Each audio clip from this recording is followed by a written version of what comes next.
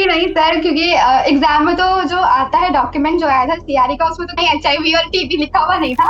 तो उस टाइम होता नहीं कि कोई गाइड नहीं करता कि यहाँ से टीएनसी टेस्ट सीरीज भी निकालती, उतना पता नहीं था। साथ में टेस्ट में कंसिस्टेंसी मेंटेन करिए, और उस टेस्ट का एनालिसिस तो बहुत ज्यादा इंपॉर्टेंट है। ये नहीं कि टेस्ट दे दिया, हाँ हाँ मार्क्स आगे बढ़ो नेक्स्ट टेस्ट करो, ऐसा नहीं करना। एनालिसिस करना बहुत जरूरी है। मेंस का पेपर लेकर आई तो वहां पे मेरे 110 तो राइट हो गए, पर 43 रॉन्ग भी हो गए। एक फेलियर से क्या डरना, और भी लाइफ में भी अपॉर्चुनिटीज मिलती हैं। नमस्कार, एक बार फिर से सभी साथियों का हार्दिक स्वागत अभिनंदन टीएनसी के इस ऑनलाइन प्लेटफॉर्म पे। माई सेल्फ बोजा पलाया, असिस्टेंट नर्सिंग स्टूडेंट पटना। एक बार फिर से सभी साथियों का इस इंटरव्यू सेशंस में हार्दिक स्वागत करता हूं। आज हमारे साथ एक बहुत ही जबरदस्त रैंकर्स, जिन्होंने एक बहुत ही शानदार रैंक को हासिल किया है। एक ऐसा एग्जाम जिसमें सारे बच्चों के भले ही डिप्रेशन में चले गए हो, लेकिन जब लगातार मेहनत करते हैं तो एक बहुत ही बड़ी रैंक को हासिल किया है।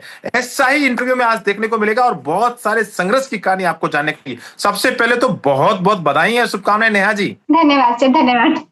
कैसा लग रहा है, इस एक बहुत ही बड़ी रैंक को हासिल किया है आपने? सर मतलब अभी भी लग रहा है कि थोड़ा सपने जैसा लग रहा है कि अभी तो कैसे रिजल्ट आ गया, तो 12 बज गए रात के, रिजल्ट कैसे आ गया। अभी भी मुझे थोड़ा लग रहा है कि नहीं, ये थोड़ा सपने जैसा है। जिस टाइम का अभी तक मैंने वेट किया है वो एकदम से सामने आ जाना बिलीव नहीं होता। बिल्कुल बिल्कुल, सबसे पहली बात तो ऐसा लगता है कि यार क्या मेरा ही नंबर है या मेरा ही रोल नंबर है। और सपना, जिसकी आप रात में रिजल्ट आया था और रात में आपने देखा था कि यार कहीं सपना तो नहीं है, लेकिन वो सपना नहीं है, हकीकत है, क्योंकि आपने मेहनत की है। आज हम आपसे बहुत सारी चीजें जानने की कोशिश करेंगे, किस प्रकार से आपने मेहनत की है, किस प्रकार से आपका संघर्ष रहा है, और सारी चीजें आज आपसे जानेंगे। तो सबसे पहले इस इंटरव्यू की शुरुआत करते हैं आपके अपने इंट्रोडक्शन से। सर मेरा नाम नेहा महतो है और मैं दिल्ली में रहती हूँ। 2019 में ये जर्नी स्टार्ट हुई थी मेरी, और मैंने 2024 में जून में कंप्लीट रिजल्ट आ गया था मेरा इसका, क्योंकि कोविड की वजह से डी गया था। तो 24 जून में मेरा रिजल्ट आया था पास आउट होने का, सेंट स्टीफेंस हॉस्पिटल से। ओके, 2024, और रहने वाले आपके बिहार के हैं, एक बिहारी सो भारी। बिल्कुल, बहुत ही बढ़िया, बहुत ही जबरदस्त। मुझे गर्व है इस धरती पर, बहुत ही जबरदस्त बात। और आपने एक बहुत ही जबरदस्त रैंक को हासिल किया है। आपने इस साल ही आपने पास आउट किया है, और जस्ट कुछ ही महीनों पहले, और आपने एक रैंक को हासिल किया है। तो ये बताएं कि जो इस पेपर में, जो आप इस पेपर को, डिफिकल्ट पेपर, सारे लोग इसको बहुत ही जबरदस्त पेपर आंक रहे थे, तो मैं जानना चाहता हूं, मैं यहाँ पे सारे बच्चों के मन में क्या चल रहा है वो भी मैं आपसे पूछने वाला हूँ। बच्चे जानना चाहते हैं कि नेहा, इस पेपर में दो टॉपिक्स सबसे ज्यादा कवर हुए हैं। तो पहला तो एक एचआईवी एड्स के बारे में सबसे बड़ा, इस बार सबसे सीआरई के अंदर हा हुल्ला हुआ था कि यार ये क्वेश्चन आ गए। एक ट्यूबरक्लोसिस के बारे में, क्या नेहा ने भी सिर्फ दो ही टॉपिक पढ़ रखे थे और इस बार बाजी मार गए, या क्या रहा इसके बारे में? जी नहीं सर, क्योंकि एग्जाम में तो जो आता है डॉक्यूमेंट जो आया था सीआरई का, उसमें तो कहीं एचआईवी और टीबी लिखा हुआ नहीं था। उसमें तो एंटायर टेस्टिंग का सिलेबस था, प्लस उसमें तो कंप्यूटर भी बोला हुआ था। तो एचआईवी एड्स नहीं पढ़ा था, सब कुछ ही पढ़ा था। बट हाँ, जो डेली प्रैक्टिस की थी टीएनसी, और रोज ही 3-4 टेस्ट तो मैं लगाती थी। तो वो मैंने क्वेश्चन वहां से प्रैक्टिस करे। सिर्फ एचआईवी और टीबी पढ़ के नहीं गई थी, बल्कि वो तो शायद बहुत कम ही देखा होगा। वो एचआईवी और टीबी। वो बहुत जबरदस्त बात, क्योंकि माइंड में ये रहता है कि यार अब की बार तो जिसने एचआईवी एड्स पढ़ के रखा था उसका सिलेक्शन हो गया। ऐसा नहीं है, उनके सामने मैं टॉपर से पूछ रहा हूँ कि भैया ऐसा नहीं है, टॉपर्स ने ऐसा कुछ स्पेशल नहीं पढ़ा था। टॉपर सारी चीजें आप ही की तरह पढ़ के गया था और लगातार प्रैक्टिस करके गया था, और उसका नतीजा आपके साथ है। अब मैं आपसे जानना चाहता हूं आपकी जर्नी के बारे में। इस जर्नी के दौरान जस्ट पास आउट हुए और जस्ट आपका सिलेक्शन हो गया, तो कैसे जर्नी रही है, क्या स्ट्रेटजी रही है? सर जैसे ही पास आउट हुए थे तो सबको पता है कि हाँ नॉर्थ सेट का एग्जाम होता है, तो उसे क्रैक करके एम्स में पहुंचते हैं। एम्स जाना था सबको। मेरा पीयर ग्रुप भी कहते हैं सब तैयारी कर रहे थे नॉर्थ सेट की, और उतना कुछ पता नहीं होता कॉलेज से जस्ट निकलने के बाद। सब फ्रेशर्स होते हैं, तो बस वही करो, यूट्यूब घर पे बैठे बैठे यूट्यूब स्क्रॉल करो।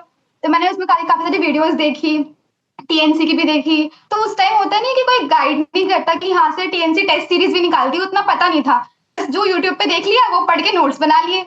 तो थोड़ा बहुत नोट्स मैंने वहां से बनाए। फिर जब मेरा नॉर्थ सेट का एग्जाम आया, प्रीलिम्स का एग्जाम आ गया, ज्यादा टाइम मिला नहीं था हमको, ज्यादा कुछ खास पढ़ाई कर नहीं पाई थी उस टाइम पे। तो थोड़ा बहुत नोट्स बनाए, थोड़ा बहुत देखा, थोड़ा बहुत पढ़ाई किया, और थोड़ा लास्ट ईयर मैंने पढ़ाई करी थी थोड़ा बहुत एग्जाम के लिए। थोड़ा बहुत उसको करके मेरा प्रीलिम्स तो निकल गया था।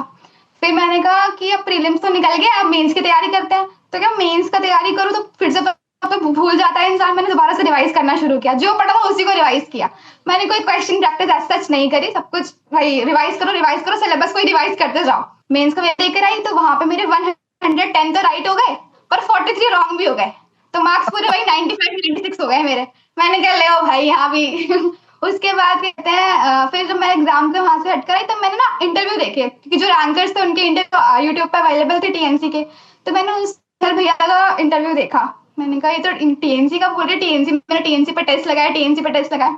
मैंने कहा चलो मैं भी एक बार ट्राई करती हूँ, टीएनसी पे मैं टेस्ट के लिए होती हूँ। तो वहीं पे आपके कॉन्टेक्ट नंबर भी लिखे होते हैं। तो मैंने कॉल किया जस्ट ऐसी रैंडमली की कॉल करके देखते हैं।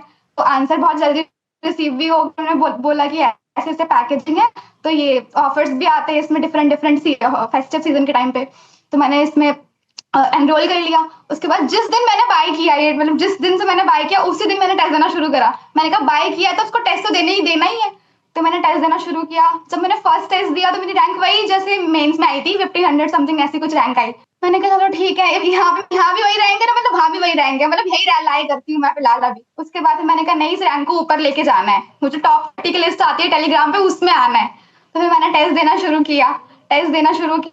मैं अब जाके मेरी हर एग्जाम जो मैं टेस्ट देती हूँ मैं, चाहे वो जैसे कि दिन के 4 टेस्ट तो होते ही है टीएनसी में, पोजीशंस हो गए, प्रोसीजर हो गया, कोई भी पीजीआईसीएच हो गया, सीएच हो गया, आरआरबी हो गया, इतने टेस्ट होते हैं। सब में मेरी जो रैंक होती है एवरेज 300 से 500 के बीच में होती ही है सब में रैंक। अब रैंक तो इम्प्रूवमेंट हो गई है। अब इसी के साथ मैंने सीआरई का एग्जाम भी दिया। सीआरई का एग्जाम भी ऐसा ही था कि जस्ट बस मैंने कहा कि प्रैक्टिस तो मैंने करी है, साथ साथ कब से करी हूँ मैं, नवंबर से प्रैक्टिस कर ही रही हूँ। क्वेश्चन पेपर दिया तो फिर वहां से निकल के तो सबको पता ही क्या क्या ही उसका था। मैं आपको थोड़ा सा बीच में रोकना चाहूंगा यहाँ पे। अब आपसे मैं एक चीज जानना चाहता हूँ, बहुत ही जबरदस्त आपने जैसे बताया है, मैं उसका साथ साथ में वापस से बैकअप भी लेता जाता हूँ कि आपने जब शुरुआत की थी नोट सेट 7 में, और सबसे अच्छी बात जो आपने बताई कि भाई मैंने राइट तो ठीक किए थे लेकिन साथ में मैंने गलतियां बहुत कर दी थी, और उसकी वजह से मेरा नोट सेट 7 में सिलेक्शन नहीं था, और मैं जस्ट पास आउट थी और मैं एग्जाम देके आई। तो उसके बाद मैंने इंटरव्यू देखा और लगातार आप टीएनसी के साथ जुड़े।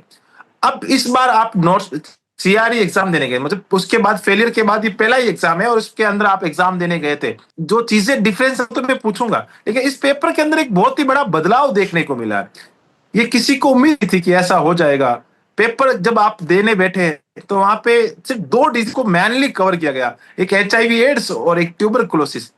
तो पेपर देख के क्या लगा कि यार ये क्वेश्चन कैसे नए हैं, या मैंने पहले से देख रखे हैं, या क्या क्या सिचुएशन सही थी उसका, उस सिनेरियो हमें बताएं। फिर मैंने जैसे ही अच्छा उसको देखा, फर्स्ट क्वेश्चन देखा तो लगा कि ठीक है फर्स्ट क्वेश्चन है, नेक्स्ट ठीक है कर लेते हैं, आगे स्किप करेंगे, आगे जाएंगे, आगे देखते हैं। तो वहां भी एचआईवी एड्स 20 क्वेश्चन लगातार एचआईवी एड्स, पूरा एक कंप्लीट सेक्शन एचआईवी एड्स। मैंने कहा चलो एक सेक्शन होगा, नेक्स्ट में भी तो चलो कम से कम कुछ डिफरेंट मिलेगा टॉपिक। तो सब में ही एचआईवी एड्स। तब थोड़ा शांत लेके एक डीप ब्रीथ लिया मैं कि नहीं, बाकी ओवरऑल थोड़ा दिमाग लगाने पे रूल आउट करके हो रहे थे क्वेश्चंस तो। ओके, कुल मिला के ये कह सकते हैं कि ये क्वेश्चन से जान पहचान पहले से मतलब ऐसा नहीं था हाँ कि बिल्कुल कुछ नया हो गया है क्वेश्चन। क्वेश्चन हाँ आपने थोड़ा पहले बहुत हाँ सर, थोड़ा बहुत तो न्यू क्वेश्चंस आते हैं जो सबके दिमाग से ऊपर जाते हैं, तो वो तो फिर स्किप करा जिसमें भी नॉलेज नहीं है। बाकी कुछ क्वेश्चंस थे कि लगा था कि हाँ आता है, ये हो गया, चाहे बहुत ट्यूबरकुलोसिस ही हो गया।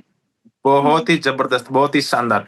अब मैं चीजें और डीप जाना चाहता हूँ। जब एग्जाम देखे आए, बाहर का माहौल एक ऐसा माहौल, नेगेटिव माहौल, मैं सीधी सी बात बोलूंगा, सीधी सीधी बात बोलना ठीक रहेगा, नेगेटिव माहौल। अरे भाई पेपर ऐसा आ गया, पेपर वैसा आ गया, पेपर तो बिल्कुल हटके ही था। तो डरने लगा कि यार मेरा क्या होगा। सर मेरे दिमाग में मैंने उस टाइम भी 90 क्वेश्चन अटेम्प्ट किए थे मैंने 100 में से। तो मैंने कहा 90 क्वेश्चन अटेम्प्ट करे, उस टाइम मैंने 153 क्वेश्चन अटेम्प्ट किए थे मेंस में, क्या हुआ। मैंने कहा छोड़ो भाई कुछ नहीं, मेरे को तो टेंशन होने लग गई थी। मैंने कहा ठीक है आप 90 कर लिए, घर घर चलो, पापा मेरे पास आ जाते मेरे हर एग्जाम में। तो हम लोग वापस आ गए घर।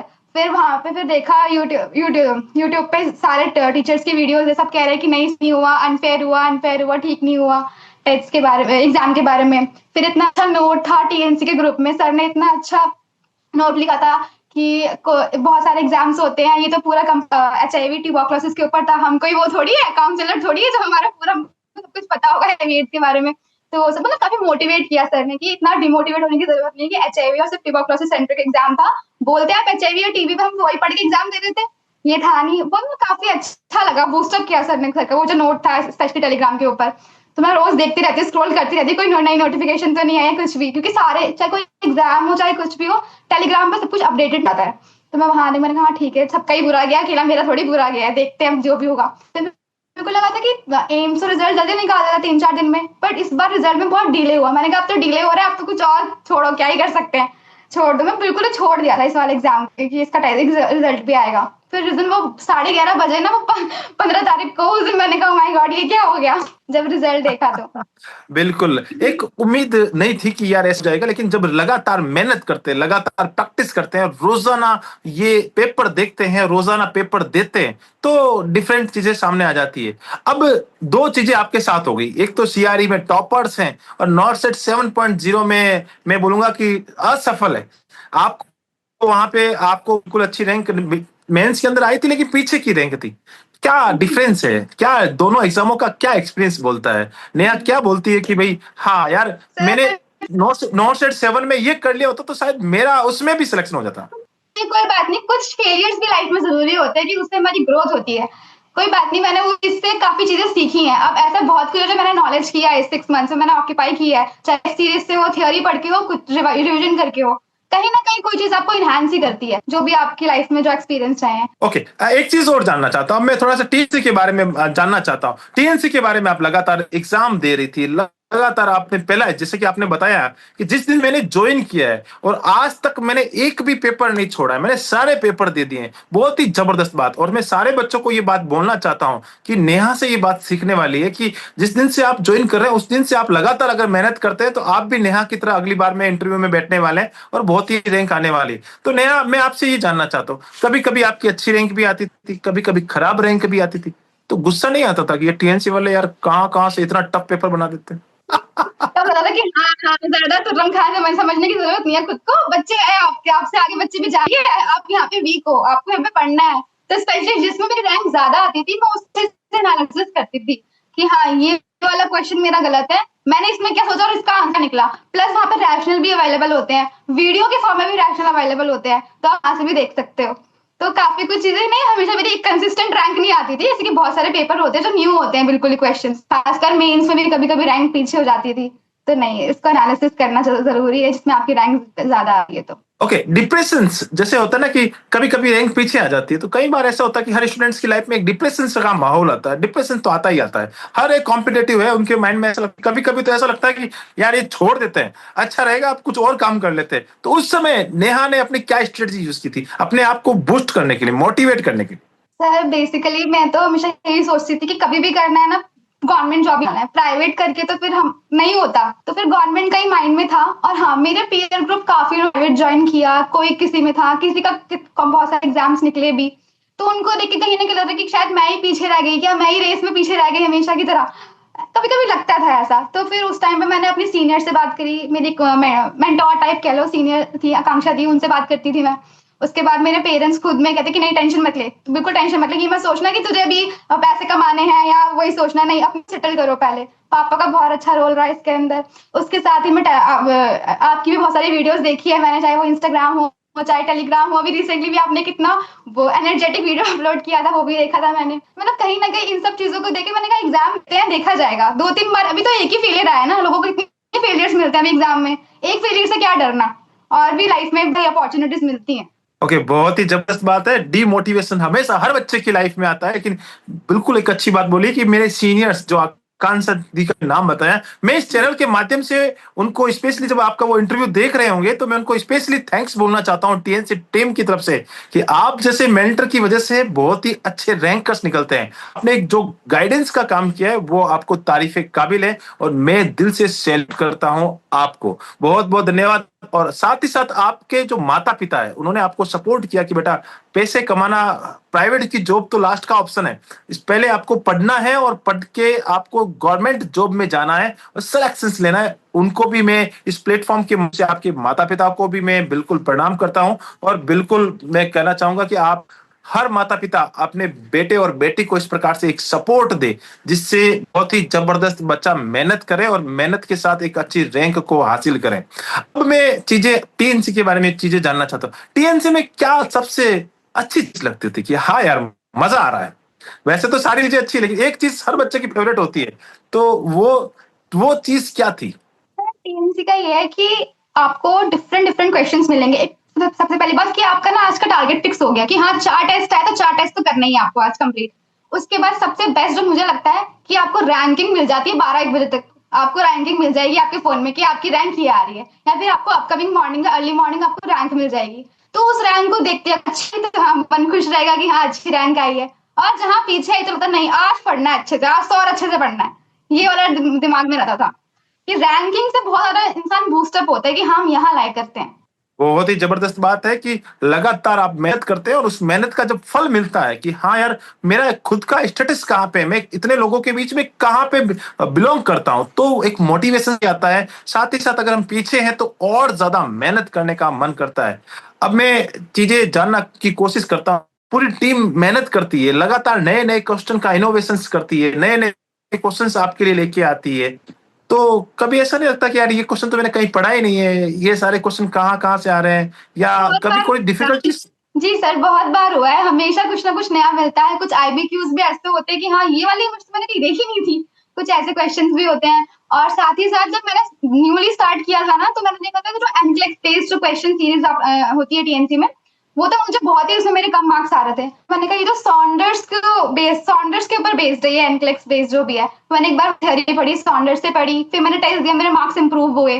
तो हाँ, ये तो है कि कुछ चीज़ें नई जो मैंने नहीं पढ़ी थी इससे पहले, जो पहले थ्योरी नहीं पढ़ी थी नॉर्सेट के टाइम पे, मैंने अब पढ़ी थी इस टाइम पे, सॉन्डर्स के टाइम पे, ओके, इसलिए। एक चीज और जानने की कोशिश करूंगा कि कुछ बच्चे इस समय not set next not set आपके सामने हैं और वो जानना चाहते हैं टॉपर से कि टॉपर्स कितने घंटे पढ़ता है। सर, मुझे मेरा जो पर्सनल ओपिनियन है ये है कि कुछ लोग कहते हैं 8 घंटे, 10 घंटे, 12 घंटे। मैंने कहा इतना तो मुझसे नहीं हो पाएगा। मैं मतलब आप कह सकते हैं कि टेस्ट लेने में ही आप अगर 4 दिन के टेस्ट दे रहे हो तो 1 घंटा लगा दीजिए। 4 घंटे अगर टेस्ट दोगे आप मिनिमम भी, घंटे टेस्ट के हो गए, फिर उसका एनालिसिस आप करेंगे। मिनिमम 6 आवर्स अगर आप पढ़ रहे हैं, 4 टू 6 आवर्स भी अगर आप रोज पढ़ रहे हैं ना कंसिस्टेंटली, तो आई थिंक आप कोई भी एग्जाम क्रैक कर सकते हैं। बहुत ही जबरदस्त बात बोली है। बहुत सारे बच्चे ये सोचते हैं कि यार टॉपर्स बनने के लिए तो 12-12, 15-15 घंटे पढ़ने पड़ेंगे। लेकिन आज टॉपर्स खुद ही बोल रहे हैं कि भाई 12-15 घंटे पढ़ने की जरूरत नहीं है। कंसिस्टेंसी के साथ अगर 6 टू 7 आवर्स भी पढ़े ना, तो बेड़ा पार हो सकता है और बहुत ही अच्छी रैंक हासिल की जा सकती है। 2 चीजें हैं, अब मैं आ जाता हूँ कि बहुत सारे बच्चे सिर्फ थ्योरी पे कंसेंट रहते हैं कि हाँ यार थ्योरी पढ़नी है। कुछ बच्चे सिर्फ क्वेश्चन पे कंसेंट रहते हैं कि मुझे क्वेश्चन निकालना है। तो क्या रेशियो होना चाहिए, कैसे करना चाहिए एक सक्सेसफुल टॉपर्स बनने के लिए, क्या क्या स्ट्रेटजी होनी चाहिए आपके हिसाब से? सर, अगर मैं मेरे पास टाइम मशीन होती है और मैं पीछे जा पाती, तो मैं ये सारी चीज़ें करती जो मैं बोलने वाली हूँ। जैसे कि आपने थ्योरी पढ़ी, आपने सारा सिलेबस कर लिया within 2 months. I think 2 months enough है अगर किसी ने पहले से थोड़ा-सा पढ़ा हुआ है तो। 2 मंथ्स में आप अपनी थ्योरीज़ कंप्लीट कर लो। उसके बाद 1-2 रिवीजन आप साथ-साथ करते रहो और साथ में आप टीएनसी से जुड़ जाओ। टेस्ट सीरीज़ लगाओ। जिस दिन से आप स्टार्टिंग मतलब जिस दिन प्रिपरेशन स्टार्ट कर रहे हो, टेस्ट सीरीज़ तो बाय कर लो, लाइक 6 मंथ्स का तो वो आपका हो गया। उसके साथ आप थ्योरी पढ़ ही रहे हो, टेस्ट दे ही रहे हो।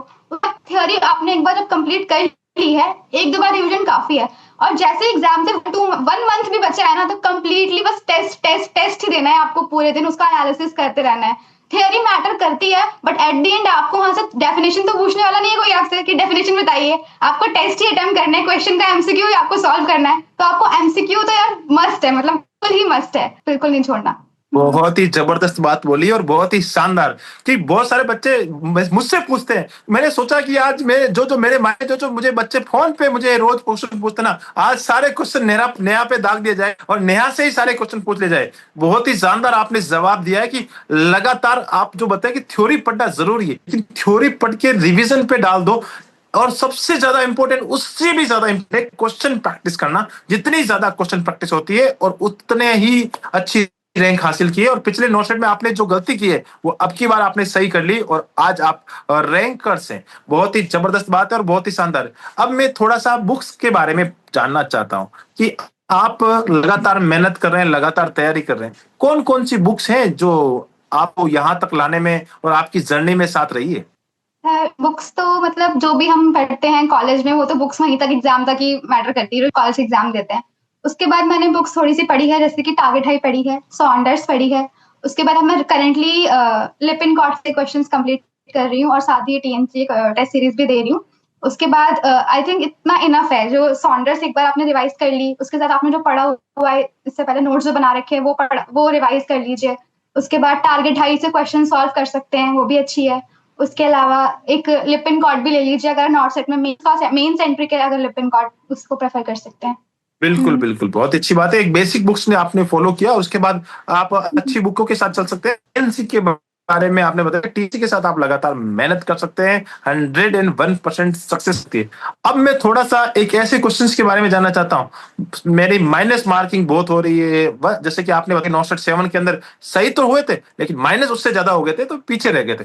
तो कैसे हुँ। कंट्रोल किया जाए? नेहा ने कैसे कंट्रोल किया? माइनस मार्किंग को कैसे कंट्रोल करें?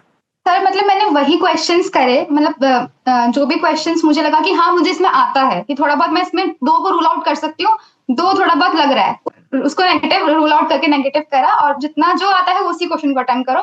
जिसमें लगता है कि नहीं आ रहा है उसे स्किप करना चाहिए। बिल्कुल, बिल्कुल नहीं। सीधी-सी बात है प्रैक्टिस करनी है और जो नहीं आते वो चीज़ें छोड़ देनी है, जो आता है उसी पे फ़ोकस करना है और आगे बढ़ना है। लास्ट में मेरा एक सवाल है और बहुत ही ज़बरदस्त सवाल है, वो आपसे मैं जानने की कोशिश करूँगा। आने वाले सवाल के ऊपर आपको आज मॉडल की तरह देख रहे हैं कि हाँ, आज आपने बहुत ही अच्छी रैंक को हासिल किया है, आपको फ़ॉलो करेंगे। वो फ़ॉलो करके वो भी रैंकर्स बनेंगे। तो लास्ट में क्या सजेशंस नेहा की तरह एक बहुत सारे बच्चे रैंकर्स बने, तो आप क्या सजेशन देना चाहेंगे? मेरा सजेशन यही रहेगा कि आप जो भी पढ़ रहे हैं पढ़िए। 1-2 बुक जो भी आप रेफर करना चाहते हो, जो आप प्रेफर करते हैं, जो आपके पास अवेलेबल है। साथ में टेस्ट में कंसिस्टेंसी मेंटेन करिए और उस टेस्ट का एनालिसिस तो बहुत ज़्यादा इम्पोर्टेंट है। ये नहीं कि टेस्ट दे दिया, हाँ, हाँ, मार्क्स आगे बढ़ो, नेक्स्ट टेस्ट करो। ऐसा नहीं करना, एनालिसिस करना बहुत ज़रूरी है। उस पर्टिकुलर क्वेश्चन में देखो कि हाँ, ये आपको क्यों लगा और ये इसका आंसर था। उसके पीछे रैशनल्स आना बहुत ज़रूरी है ताकि आप वहाँ पे एग्ज़ाम पे गलती ना करें। वो बहुत इम्पोर्टेंट है। उसके साथ आप जो थ्योरी रिवाइज़ करोगे रिवीजन तो चलता ही रहता है, पूरे लाइफ लॉन्ग लगता है। रिवीजन तो कभी खत्म ही नहीं होता। अच्छा लगेगा ये नहीं आता, वो नहीं आता, वो भूल गई थी, आज ये रह गया। वो तो चलता ही रहेगा, साथ-साथ आपको टेस्ट टेस्ट बहुत उसका एनालिसिस तो और ज़्यादा इम्पोर्टेंट है। बहुत ये ही मेरा ज़बरदस्त रहेगा। बात बोली कि सबसे इम्पोर्टेंट है रिवीजन कंटिन्यूअसली चलता है, साथ ही साथ आपने सजेस्ट दिया कि टेस्ट लगातार लगाएँ, टीएनसी के साथ हमेशा टेस्ट दें, कंसिस्टेंसी के साथ और सबसे बड़ी बात जो सबसे लास्ट में बोली है कि खाली टेस्ट देने से नहीं होगा, इसका एनालिसिस करना वेरी, वेरी इंपॉर्टेंट है। एनालिसिस करते रहें, लगातार आगे बढ़ते जाएँ, तो आने वाले आप भी नेहा की तरह एक बहुत ही अच्छे रैंकर्स बनेंगे और इंटरव्यूज़ देते हुए पाएँगे। बहुत-बहुत धन्यवाद, आपने आज अपना संघर्ष और आपने जो अपनी कहानी है हमारे साथ शेयर की, सारे बच्चों के साथ शेयर की। ऐसे ही आप अपना नाम, साथ ही साथ अपने माता-पिता का नाम, जिस दोस्त ने, जिस मेंटर ने आपको गाइड किया, उसका नाम, साथ ही साथ आपके कॉलेज के सारे गुरुजनों का नाम, जिस धरती से आते हैं, उस धरती का नाम, साथ ही साथ टीएनसी का नाम हमेशा रोशन करते रहें। जय हिंद, जय Bharat, Vande Mataram. Thank you so much. धन्यवाद सर।